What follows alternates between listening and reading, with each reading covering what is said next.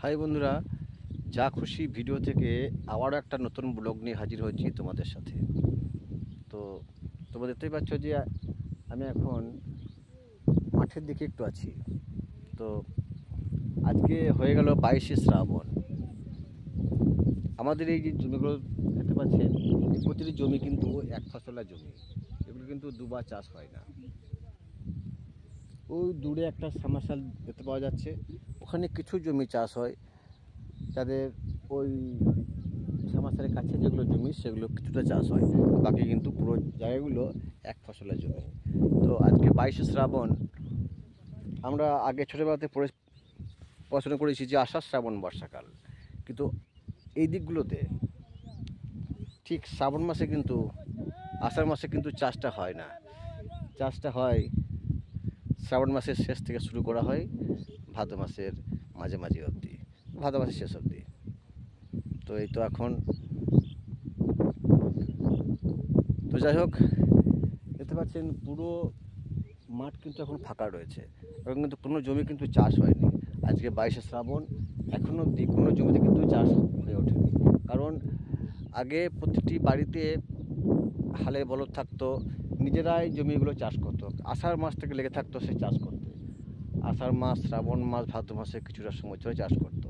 কিন্তু এমন একটা সময় চলে এসেছে যেখানে প্রতিটি মানুষ শুধু গাড়ির উপর নির্ভরশীল। গাড়ি বলতে ট্র্যাক্টর, যেটা ছাড়া আর চাষই হবে না। আমিও এই জমিটা চাষ দেবো করে সকাল থেকে বসে আছি এখানে। দেখতে পাচ্ছেন এখানে পুরো জায়গাটা জুড়ে এখানে কিন্তু কোথাও কোনো গাড়ি নেই, কোথাও কিন্তু কোনো ট্র্যাক্টর কিন্তু এখানে নেই। অথচ প্রতিটি মানুষ এই ট্র্যাক্টরে চাষ দেবো করে বসে আছে।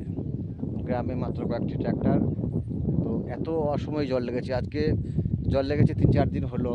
তো এই মাঠে কোনো ট্র্যাক্টরই নেই। এই জমির চাষ কবে হবে? ওই যে বললাম, শ্রাবণ আর ভাদ্র মাস বর্ষাকাল, এই 4 দিন পরে হয়তো চাষ হবে। তারপর জমিগুলো ঠিক হবে, তারপর থেকে ধান পুঁততে লাগা হবে। এটাই হচ্ছে আমাদের এখানকার পরিস্থিতি। আর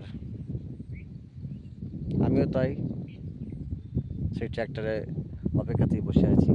দেখি কতক্ষণে গাড়ি আসে, তারপর চাষ দেব, তারপর লোকজন নিয়ে এসে জমিগুলোকে পোঁতার ব্যবস্থা হবে।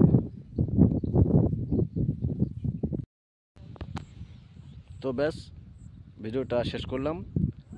আর তোমরা যারা নতুন আমার এই চ্যানেলে, সাবস্ক্রাইবটা করে সাথে সাথে বেল বাটনটা অল করে রাখবে, তাহলে আমি তোমাদের সামনে যে বিভিন্ন ধরনের ব্লগ আমি আনবো তোমাদের কাছে আসবে। তো আর একটি কথা, আমাদের এখানকার পরিস্থিতি তো তোমাদের আমি জানালাম। তোমাদের যারা যারা এই ভিডিওটা তোমরা দেখবে, তোমাদের ওখানকার পরিস্থিতি কেমন প্লিজ একটু কমেন্ট বক্সে জানাবে। তো টাটা, বাই বাই, সবাই সুস্থ থেকো, ভালো থেকো।